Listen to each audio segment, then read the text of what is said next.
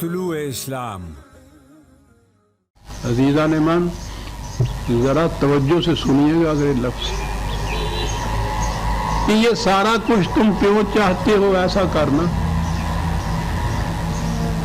کیوں اس کا مطالبہ کرتے ہو، کیوں یہ روش اختیار کرتے ہو، کاہے کے لیے یہ کرتے ہو؟ وَتَجْعَلُونَ رِزْقَكُمْ، روٹی کمانے کا ذریعہ بنا لیا ہوا تم نے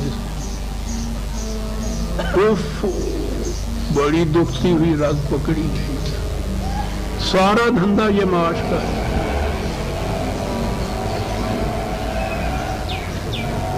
یہ جو تم اپنے فرقے کے ساتھ چمٹے ہوئے ہو، ہے کیا بات جناب؟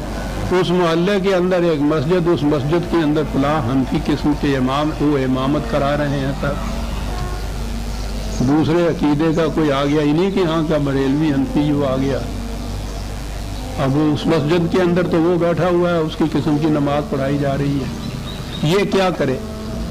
تعلیم یہ دی جاتی ہے 9-10 سال عزیزان مان ان طالب علموں کے ان دارالعلوموں کے اندر بسر ہو جاتے ہیں، 9-10 سال۔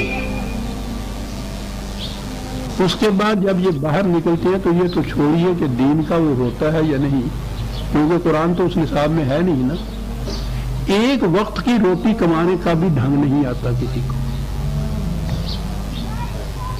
یہ کوئی طنز و مذاق کی بات نہیں میں کہہ رہا، زندگی کی ایک عملی حقیقت ہے۔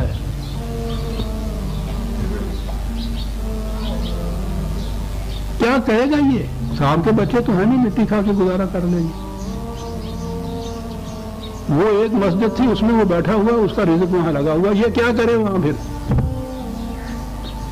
یہ وہاں کہے گا ان کو کہ یہ جو نماز تمہیں پڑھا رہا ہے نا، یہ صحیح نہیں ہے، باطل ہو رہی ہیں تمہاری نمازیں، صحیح نماز جو ہے وہ میرا فرقہ پڑھائے گا۔ اس کے لیے ضروری ہے کہ یہ ایک الگ جماعت ہو، اور ضروری ہے کہ الگ مسجد ہو، ضروری ہے الگ امام ہو۔ اب اس کی روٹی اسی صورت میں وہاں لگ سکتی ہے کہ یہ اس مسجد سے الگ مسجد بنائے۔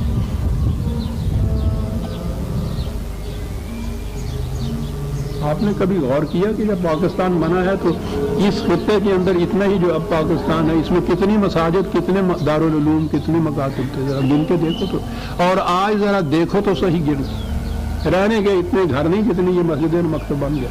کیوں؟ ہر سال کم از کم انہی کی گنتی کے مطابق 9-10 ہزار نکلتا ہے طالب علم اس میں سے۔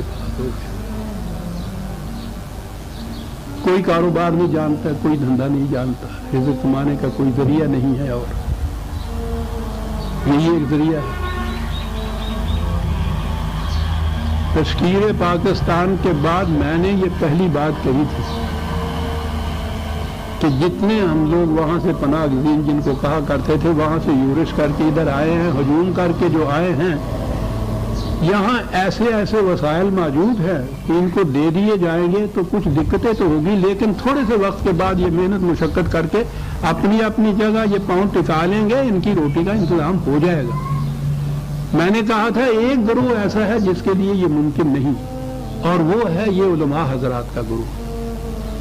یہاں جو آئے ہیں تو جتنی مساجد ہیں ان میں تو پہلے سے موجود ہیں علماء خطیب، وہ تو آپ کسی کو دے نہیں سکتے۔ ہندوؤں کے، سکھوں کے، عیسائیوں کے جو پرستش گاہیں ہیں، مندر ہیں، گرجے ہیں، وہ الاٹ کر نہیں سکتے۔ یہ کہاں جائیں گے؟ یہ کیا کریں گے؟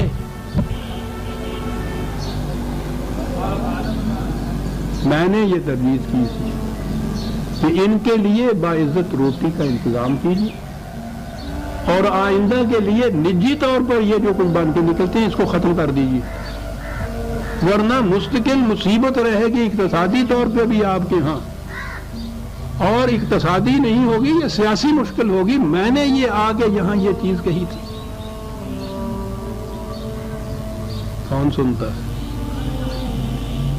آج اندازہ لگا لیجئے، سب سے بڑی پرابلم یہ ہے آپ کے ہاں۔